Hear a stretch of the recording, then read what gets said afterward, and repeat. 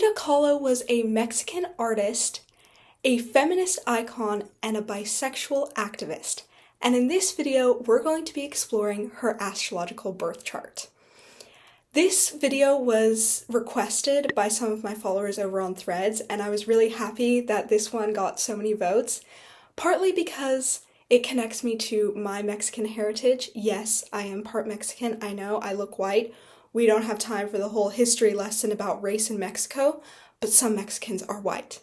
And also, I'm really excited to be sharing this video because Frida Kahlo has a very interesting birth chart. So I'm going to be sharing with you everything in her birth chart that I found really fascinating, as well as some tips and guidance that I would have given her if she was my client. But before we get into that, I need to give you a disclaimer. Frida Kahlo had a very dramatic life. And even if you notice that you have some of the same placements as her, that doesn't mean that you'll get impaled in a bus accident or marry a man who cheats on you with your own sister, okay? Because even the same placements manifest very differently in different people. Because astrology is very dependent on your own unique experience, and some of that cannot be determined by what is shown in your birth chart. And another reason why, if you see similarities between your chart and Frida Kahlo's, another reason why you shouldn't worry is because it's always about the chart as a whole. So you're going to have some placements that she did not, and that is going to affect the interpretation of your chart quite a bit. So with that being said, let's get into it. What I immediately noticed when I pulled up her birth chart was this opposition between her Sun and Neptune in Cancer and her Mars and Uranus in Capricorn. And this immediately says to me that she had very strong energy within her and she was able to be really focused. But also there was a lot of inner tension and inner conflict. And also most of her planets are in the last 3 houses, which are shown in the upper left corner, and that indicates that the general focus of her life was on the external and the abstract. And this makes sense because she was an activist. This is one way that can show up when people have a lot of planets in those last 3 houses in that upper left corner. It can sometimes mean that they're interested in things like spirituality, philosophy, or politics, more external, abstract things that affect the entire world. So she had this very external focus, but then there's also the Mars-Uranus conjunction in an area of the chart that focuses on the personal life. So that might have felt like a kind of chaos that was happening in her personal life that weighed her down or held her back. I'm seeing this as her chronic illnesses, but also maybe her marriage. And another note about the Mars-Uranus conjunction is that it's always explosive energy. It always represents that, even when we're looking at transits or global astrology. And in a birth chart, the Mars-Uranus conjunction can also be accident-prone. But that doesn't mean that it will always manifest how it did for Frida. So if you have a Mars-Uranus conjunction in your birth chart, I would recommend that you talk to an astrologer about that, but don't get too freaked out. It doesn't mean you'll be in a crazy freak accident, okay? So let's get into her identity setup. There are 3 layers of identity in astrology. There's the ruler of your ascendant, which represents how other people see you and the role that they expect you to play.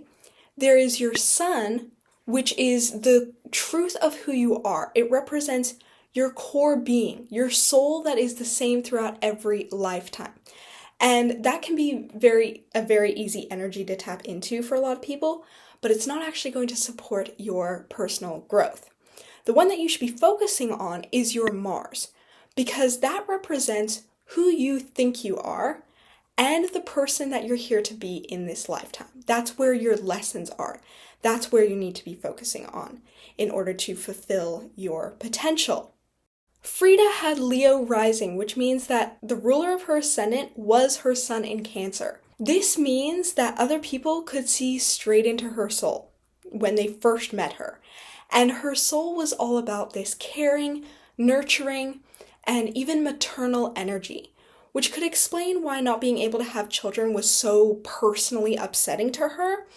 And it also indicates that whatever the public's opinion was of her, she was really going to take to heart because she knew that was a reflection on the core of who she is. Her sun was also conjunct her Neptune, which indicates that she would not be able to see herself clearly. And this is really fascinating because a lot of people probably don't think that about her, especially because she was famous for her self-portraits, painting of herself. But I can actually see how this manifests if we look at the other symbolism of Neptune being imagination, fantasy. That was very much a part of who she was. She really, she made her art all about herself.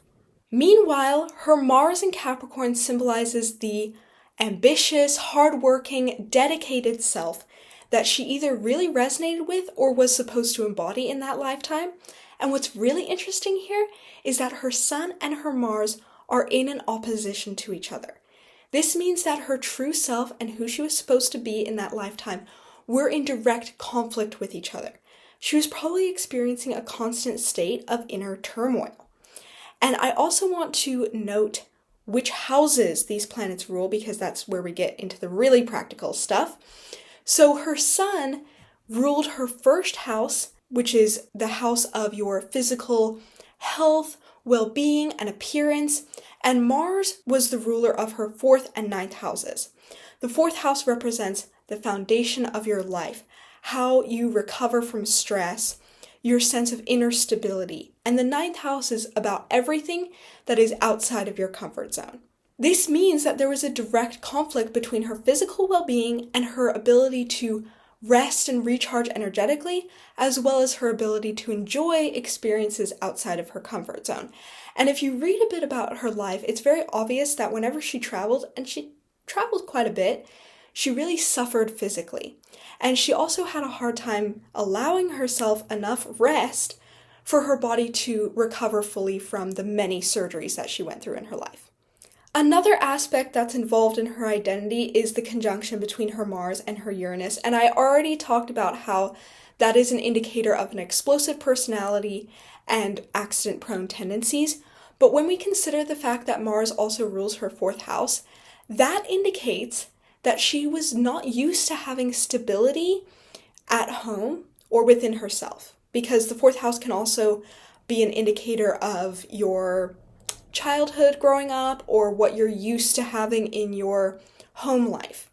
So that indicates that there was always an element of sudden change, unpredictability, instability in her experience of childhood, home, and also within herself, within her own energy. She was just used to chaos.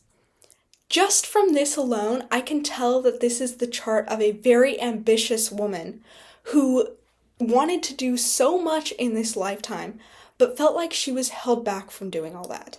And that is what resulted in all the issues she experienced in her life. And if you read her Wikipedia page, they mention a couple of times that she exhibited symptoms of depression, but there are no indicators of depression in her chart.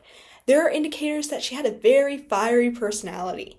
And there is some records of her rebellion, like she was a rebellious kid at school. She was rebellious in that she was an activist. And she also went into fits of rage a couple of times. That's recorded on the Wikipedia page. And that all lines up with what I see in her birth chart. And you might be surprised by this because she was a Cancer. And Cancers are known for being very emotional, but more in a cries at every commercial kind of way, and not a fits of rage and strong political opinions kind of way. This is also kind of surprising because she only has one planet in a fire sign, and it's her Mercury. But her fiery, rebellious, passionate personality still comes through because I'm looking at her chart as a whole. And what really matters is the relationship between the planets in a chart, not just the signs that they're in. My advice to her would have been to lean into her Capricorn energy more, to embrace being a career woman, to go after her goals, and to lean into, here's another aspect of Capricorn energy that I really love, is Capricorn energy can be very creative about how they get to a goal. It's that whole thing of being firm in the goal and really flexible with how you go about achieving it. And I can see that with her, even though she was bedridden for most of her life, she still produced a lot of art because she just chose to not let that stop her. That is very on point with Capricorn energy. Seeing a therapist, counselor, or even an astrologer on a regular basis would have been really helpful for her because she was dealing with this constant tension, inner turmoil, and also tendencies towards anger and rage that could have been transmuted into a much more fulfilling life. Even though she was chronically ill, and I can see a lot of blockages and potential problems in her birth chart, that doesn't mean that she had to be miserable her entire life. Even when there's a lot of difficulty, some people stay very positive, stay very grateful, and that is a choice that is often a conscious choice that you have to make. And if she had had someone who was helping her make that choice and keep making that choice regularly, I think her life could have been a lot better. If I had been her astrologer, the number one thing that I would have encouraged her to do was to find a way to connect with the earth element on a daily basis. Because connecting with the earth element would have nourished her fourth house, which represents the foundation of your life. That's a really good place for anyone to start if you're trying to manage your mental health, reduce stress, and just feel better about life in general. Also reducing overwhelm, recovering from burnout. All of that can really be helped by consciously working with your fourth house. And for her, the element connected to her fourth house is the element of earth. And based on her chart, that would have had a positive knockoff effect on her sense of self, her physical well-being, and her ability to enjoy experiences outside of her comfort zone so that she could travel more freely and it wouldn't have such a detrimental effect on her health. And also, she had Moon in Taurus, so the earth element connection would have also made her feel more safe, which is really important when you're dealing with mental health and when you've had a difficult childhood. It's also important to note that the planet that rules her fourth house, which is her Mars, is in her fifth house.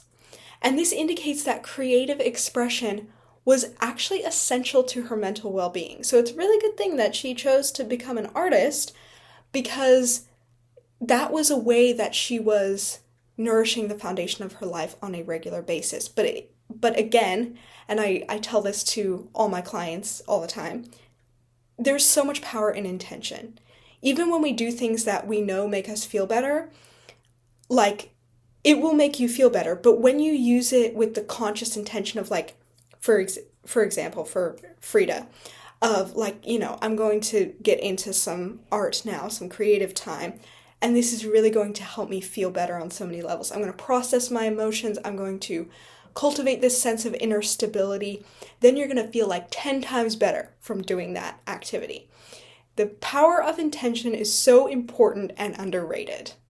Another important aspect in her birth chart was her Venus-Pluto conjunction. Venus ruled her 10th house of public image and reputation, and it also ruled her 3rd house, which is all about the habits and routines that make up your daily life. And this means that with the Pluto conjunction, this means that power and control were always a part of those two areas of her life. And this kind of has me thinking that maybe her husband was really hyper-controlling of these two areas of her life, because when there's a Pluto conjunction, that power and control is not coming from within you. It's not you hyper trying to organize those areas of your life. It's someone else. I've even seen it being the government limiting your options, telling you what you can and can't do. And it can also be a partner in some cases, especially when Venus is involved. And that's why I'm really thinking it was probably her husband in this case. And interestingly enough, the day that she got married, there was a global Venus-Pluto conjunction. You cannot make this stuff up.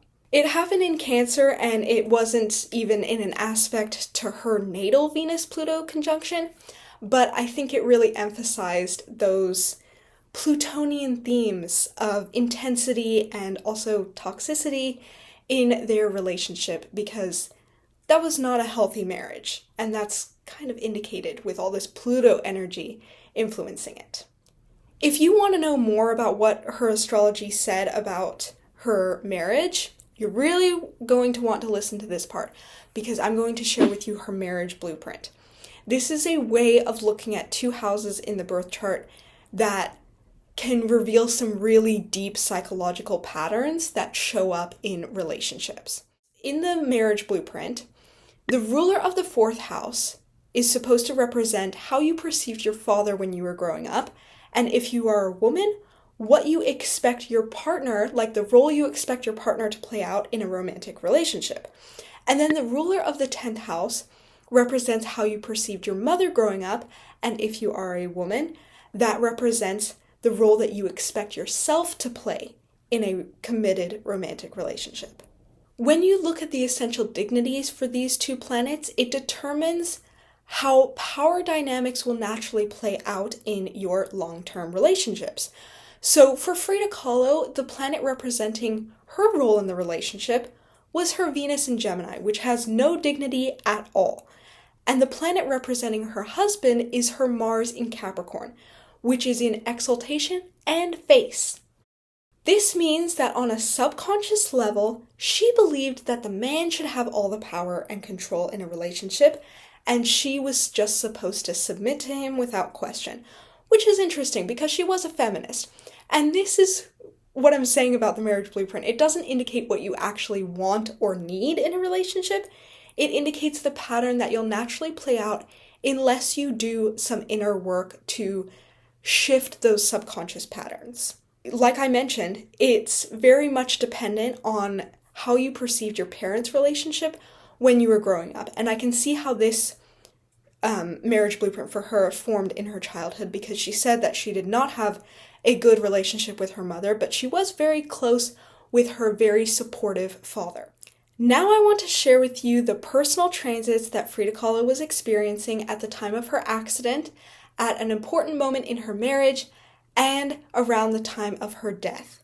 And this should give you some sense of how the transits can play out in your life. But again, I want to emphasize she had a very dramatic life, so it's probably not going to play out for you exactly how it did for her, even if you're having similar transits. And if you are currently studying astrology, I highly recommend that you look at the connections between her life events and her transits. It really helps you, because it's so easy to see the connections, it really helps you get an idea of how the transits can play out on a very extreme and dramatic scale.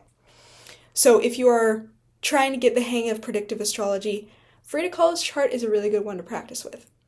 On September 17th, 1925, Frida Kahlo was in a severe bus accident where a pole ran through her whole body pretty much, like very diagonally, and broke so many bones, and that was the reason why she spent so much of her life bedridden.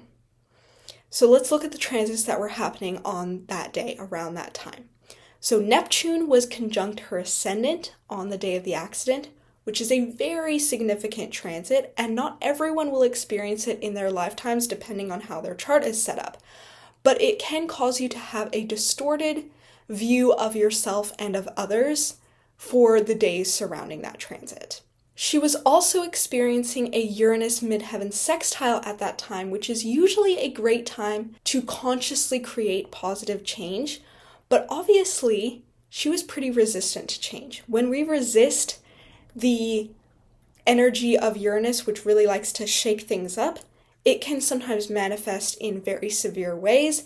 Again, not always as severe as a life-threatening accident, but that's probably part of the reason why she got into an accident at that time. She was resisting the Uranus energy, and also because she has a natal Mars-Uranus conjunction, which makes her more likely to get into accidents, more accident-prone. It's important to note that these two aspects are between outer planets and her natal angles, and that combination typically makes for events that manifest in a very obvious way and can even change the trajectory of your life. Those are very important ones to track when the outer planets are in an aspect to your angles. And then Mars was also in an aspect to one of her angles. Mars was trine her midheaven, which usually gives you a lot of energy, confidence, and influence over others, but it was also square her Pluto that day. And that can promote power struggles, or it can support creative change. In Robert Hand's Planets in Transit, he mentions that a Mars-Pluto square is a time when the risk of being a victim of violence is higher than usual. And I've seen people have this transit and they don't experience anything. It's a day like any other for them.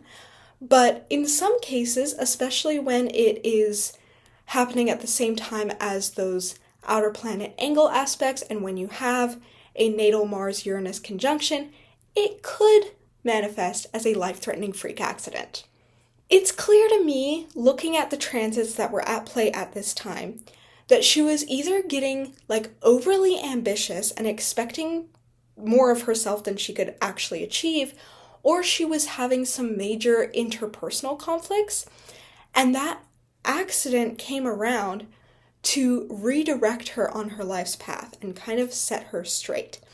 And it only happened so dramatically again because there were so many transits happening. She has a Mars-Uranus conjunction, and also because obviously on some level she was not seeing things clearly, or she was pushing something forward that wasn't meant to go forward, or she was resisting some sort of change. Another important event in her life happened in early 1935, when she found out that her husband was having an affair with her younger sister. So she decided to move out of their house and start an affair of her own. And during that time, she was experiencing 2 Neptune transits, a Neptune-Mars trine in February and a Neptune-Neptune sextile in April. These are both considered to be easy Neptune transits, which are supposed to promote the so-called good side of Neptune, which is more about spiritual awareness and imagination. But I think that any Neptune transit has the ability to reveal where you're being deceived, and I have seen cases where it's been around the time when some cheating was going on. Now let's get into the transits that were at play in the last year of her life. It all started in August 1953 when she had her right leg amputated, and she started showing more signs of depression. She even attempted suicide after she found out that her husband was cheating yet again. At this time, Uranus was conjunct her natal Jupiter, which is supposed to be a lucky transit, but it can also just be a time of increased restlessness and a desire for freedom. She was also experiencing a Saturn-Pluto trine, which encourages introspection and psychological transformation. And it's also important to note that 5 planets, Mercury, the Sun, Venus, Mars, and Pluto, were all moving through her 12th house, which is the house of the subconscious mind. It has a lot to do with recovering from trauma. So this all indicates that it was going to be a very intense time for her in terms of her mental health. In February 1954, she wrote in her diary about suicidal ideation. And during that month, she was experiencing a Mars-Moon opposition, which often manifests as a time when childhood wounds and subconscious drives rise to the surface. I have seen this one happen for my clients as well, and it doesn't always manifest as suicidal ideation, but it is always a very intense and often difficult time for people emotionally, especially people who still have a lot of childhood trauma that they haven't fully worked through. It's never a transit that you're looking forward to, but it can be, if worked with consciously, a time where you learn a lot more about yourself and you actually heal. Between April and June 1954, her health was declining rapidly, and she was hospitalized again.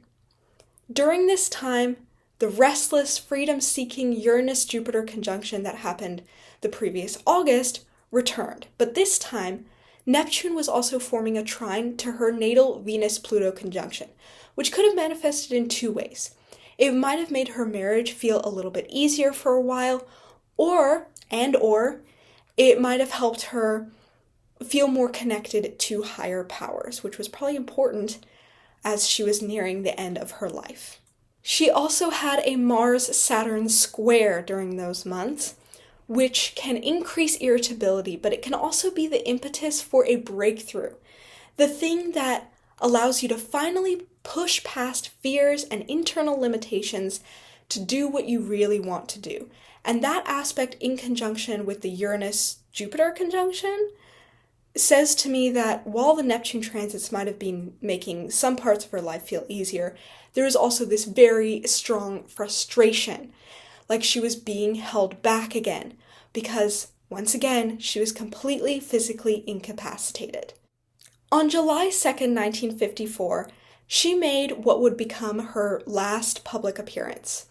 She decided to go to a protest with her husband on the same day that she was having a Sun-Uranus opposition, which can trigger accident-prone tendencies, especially if you aren't very self-aware or you're feeling frustrated. And just because of this, I personally would have advised her to just rest that day and skip out on that event or any physical activity. Knowing her health situation, that was not a good idea. Frida Kahlo was found dead on the morning of July 13th, 1954. And there is some speculation that she might have committed suicide, but then again, she was extremely sick and had had a really high fever the night before. Around the time of her death, Pluto was conjunct her ascendant, which is an extremely powerful transit that usually manifests as a hyper-awareness of your own subconscious mind, combined with a sudden urge to take control of your life. This transit is just really potent Pluto energy, activating a very personal part of your chart. So you're feeling it on a very personal level. And some astrologers might take this opportunity to do some fear-mongering, but I like to keep it practical. A Pluto ascendant conjunction does not mean that you're going to die. It just happened to work out that way for Frida Kahlo. And that's because it was the culmination of a lot of things, of really bad physical health and really bad mental health. And all I'll say on this is that the Pluto ascendant conjunction happening on the day that she died makes it very unclear whether all this subconscious tension that she hadn't been dealing with throughout her life either drove her to commit suicide or it just manifested in her body really strongly at that time. It doesn't clear up that kind of controversy about the cause of death. The Mars-Saturn square that she had experienced earlier in the year also returned at the time of her death, creating irritability and the energy to finally push past limitations. She was also experiencing a Venus-Moon square, which in medical astrology can sometimes trigger existing hormonal imbalances in women. That's just something interesting to note, and that kind of tips me off to the fact that it was probably just a physical health issue and not suicide. She also had a Sun-Jupiter conjunction that day, which is often considered to be a lucky transit, but it's actually just a time when whatever you have going on feels easier. It can create a more positive mood, more ease in your energy. And I think in this case, that manifested just as the surrender and the relief that followed, and all of that unfolding very easily. It's clear to me with that Sun-Jupiter conjunction and the Pluto ascendant conjunction that she wanted it to be over. I found Frida Kahlo's birth chart incredibly fascinating and a really interesting one to study, and I hope that this video has been informative and interesting to you as well. I love making these celebrity birth chart analysis videos because, first of all, it's very fun for me to do all the research, and I feel like it also gives you a really good idea of what a reading with me can look like and what an astrologer actually does. So I'd love to hear in the comments your suggestions of which celebrity I should make a video about next. Please, please, please tell me what your suggestions are, what you'd like to see, because I will definitely be making more of these videos. And if you are interested in getting a birth chart reading with me or learning more about your personal transits, definitely check out the description where I have all my links of ways to work with me and what I'm offering right now. Be sure to give this video a like if you learned something new today, which you probably did, I hope. And also subscribe to this channel. It really supports me and it supports practical astrology. I'm Gable Collings, and I hope to see you on my channel again very soon.